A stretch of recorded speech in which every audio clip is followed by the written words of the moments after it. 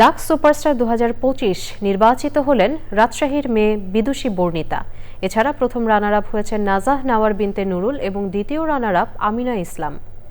গালা রাউন্ডে বিজয়ীদের ইমপ্রেস টেলিফিল্ম প্রযোজিত সিনেমা ও ওয়েব ফিল্মে কাজের সুযোগ থাকছে বলেও ঘোষণা দেওয়া হয়। শুক্রবার রাতে রাজধানীর চিনমৈত্রী সম্মেলন কেন্দ্রে জমকালো আয়োজনে বর্ণিতার হাতে তুলে দেওয়া হয় বিজয়ী ট্রফি। বর্ণিতা সাংবাদিক মেহবুব আলম বর্ণর কন্যা। আরও জানাচ্ছেন Mithila Naznin.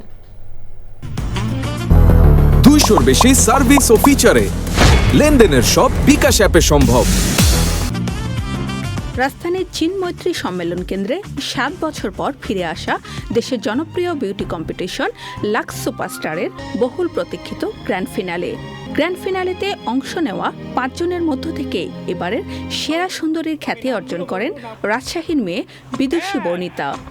The winner of Lux Superstar 2025 is Bordisha!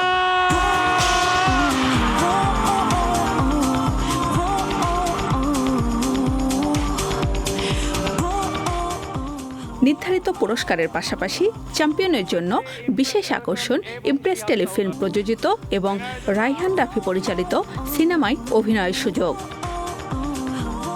এছাড়া 2 রানার আপ চ্যানেল আই প্রযোজিত ও শিহাব শাহিন পরিচালিত ওয়েব ফিল্মে কাজের সুযোগ পাবেন। কাকে উইনার হিসেবে দেখতে চান, অনেকে আমার নাম বলছিলেন, সেটাই মনে হচ্ছিল হয়তো সেটাই আমার জন্য সবচেয়ে বড় প্রাপ্তি।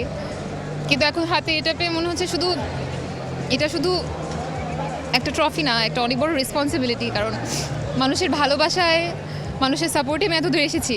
আমি পড়ালেখায় অনেক চেষ্টা করি ভালোভাবে করার, কিন্তু ছোটোবেলা থেকে কখনো ফার্স্ট হতে পারিনি। কোথাও না কোথাও ফার্স্ট হতে চাই। অনুভূতিটা আসলে অসাধারণ।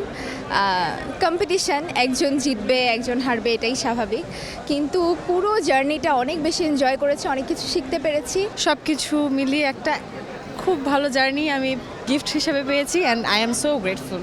লাক্সের স্বপ্ন কতদিন আগে থেকে দেখেছেন? ছোট্টবেলা থেকে। রাজধানীর চিনমৈত্রী সম্মেলন কেন্দ্রে তারকাখচিত এই গ্র্যান্ড ফিনালে অনুষ্ঠানে উপস্থিত ছিলেন আয়োজক সহ বিশিষ্টজনেরা।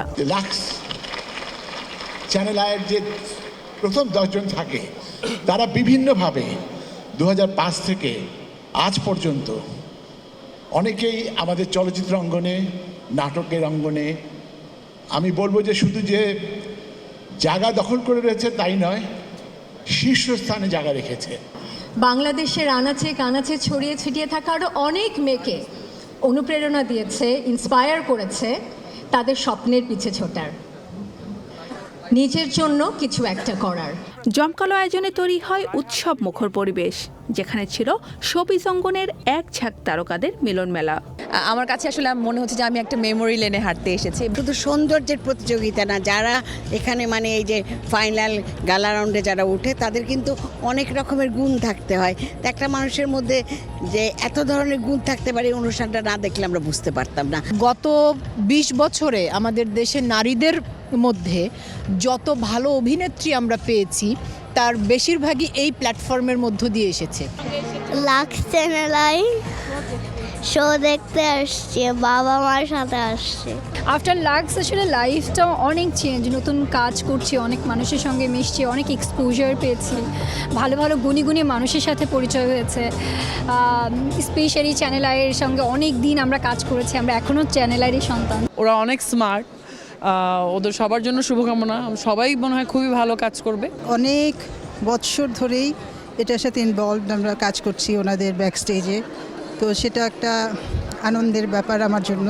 এবারের আয়োজনে শুধু সৌন্দর্য নয়, প্রতিযোগীদের অভিনয় দক্ষতা, ব্যক্তিত্ব, স্টাইল, সেন্স এবং কন্টেন্ট তৈরির সক্ষমতাকেও গুরুত্ব দেওয়া হয়েছে। গ্র্যান্ড ফিনালে অনুষ্ঠানটি সরাসরি সম্প্রচার করা হয় চ্যানেল আইয়ের পর্দায়, আইস্ক্রিন সহ চ্যানেল আইয়ের সব ডিজিটাল প্ল্যাটফর্মে। মিথিলা নাজনীন, চ্যানেল আই, ঢাকা।